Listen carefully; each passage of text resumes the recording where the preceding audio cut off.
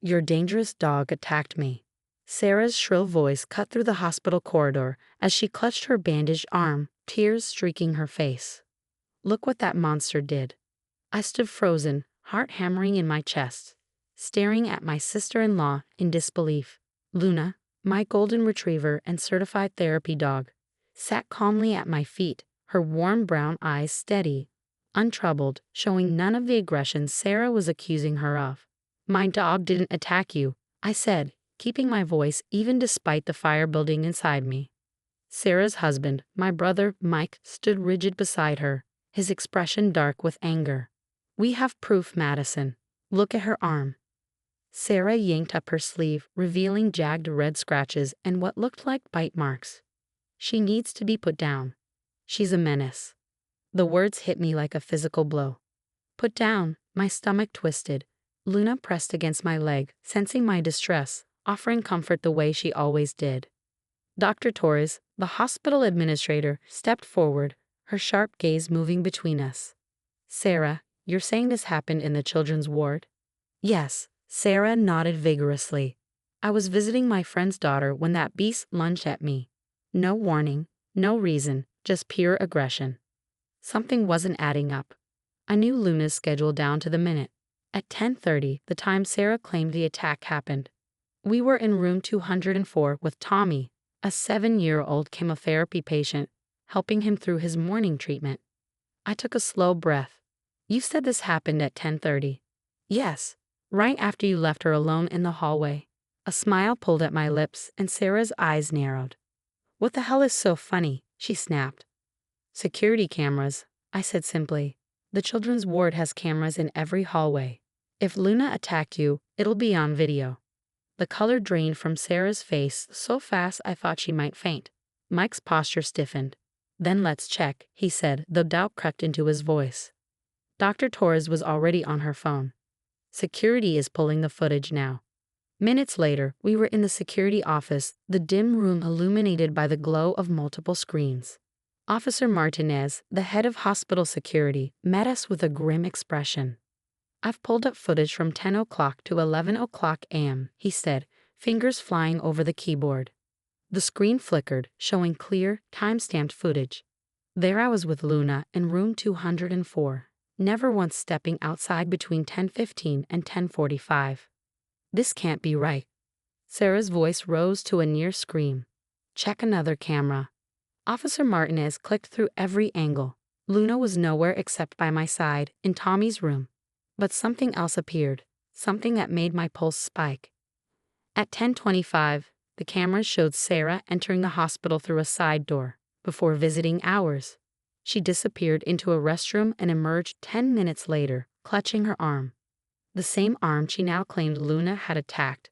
Dr. Torres folded her arms. Would you like to explain this? Sarah's breath hitched, and for the first time, her tears looked real, not from pain, but from sheer panic. I just wanted. You wanted my dog put down. I finished, my voice trembling with fury. You faked an attack, hoping no one would check the footage. You tried to ruin Luna's reputation, her life, because you don't like having a dog in the family.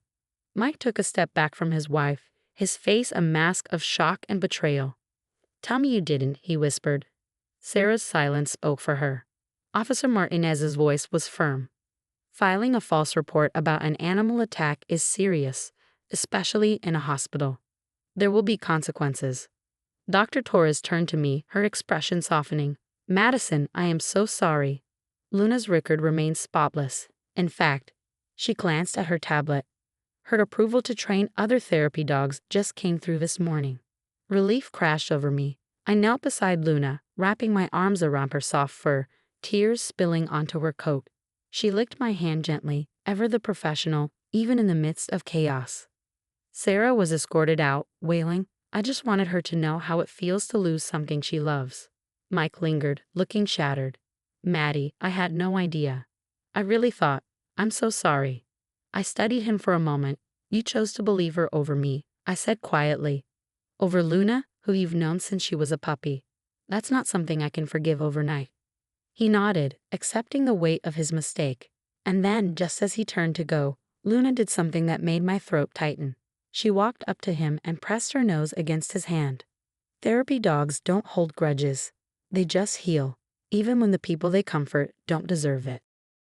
The days after Sarah's attempt to frame Luna were a whirlwind of legal proceedings and family drama.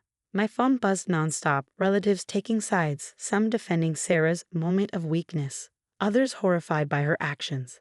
I ignored most of them, focusing on what mattered: my work with Luna at the hospital. But Sarah's actions had unexpected consequences. Word spread fast, and soon Luna and I found ourselves in the public eye. Local news stations ran the security footage, highlighting the clear attempt to frame an innocent therapy dog. "I can't believe she's playing the victim," my friend Jessica muttered one evening as we watched Sarah's tearful interview on TV. "Listen to her. I was only trying to protect the children from a dangerous dog." I muted the screen, unable to stomach more lies. Luna lay at my feet, completely unaware she was at the center of so much controversy.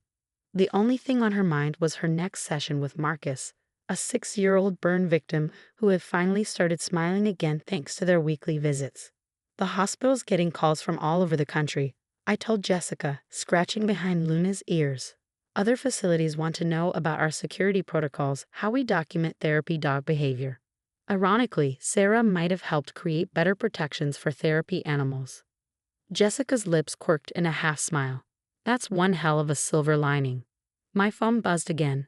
Another message from Mike. He'd been reaching out daily, updates about Sarah's court-mandated psychiatric evaluation, his own counseling sessions. I hadn't responded to any of them. "You'll have to talk to him eventually," Jessica pointed out. "I know." I sighed. But every time I think about how quickly he believed her, how he stood there demanding Luna be put down, I just can't. The next morning at the hospital, Dr. Torres was waiting for me. "The American Therapy Dog Association wants to feature Luna in their national campaign," she said. "They say her story highlights the importance of protecting certified therapy animals." I glanced down at Luna. As if on cue, she spotted a little girl in a wheelchair across the waiting room. Her tail wagged, a soft request for permission to approach. "What will the campaign involve?" I asked, giving Luna the hand signal to greet. She patted over, resting her head gently on the girl's lap. "They want to document her daily work, show what therapy dogs really do, especially now, with all this attention on false accusations and safety concerns." I watched as the girl's tearful eyes turned to wonder, her tiny hands stroking Luna's fur. "Okay," I agreed. But Luna's patients come first. Filming began the next week. The crew captured Luna in action, helping Tommy through another grueling chemotherapy session, staying calm amid beeping monitors and IV drips, supporting Marcus as he took his first shaky steps in physical therapy, using her as a steadying presence. Midway through filming, an unexpected visitor arrived. Mike. He looked nervous, clutching a thick folder. 5 minutes, he said. "Please." I hesitated, then led him into an empty consultation room. Luna followed, instinctively positioning herself between us, a subtle but clear red on the tension in the room. "Sarah's been diagnosed with borderline personality disorder," Mike said, opening the folder.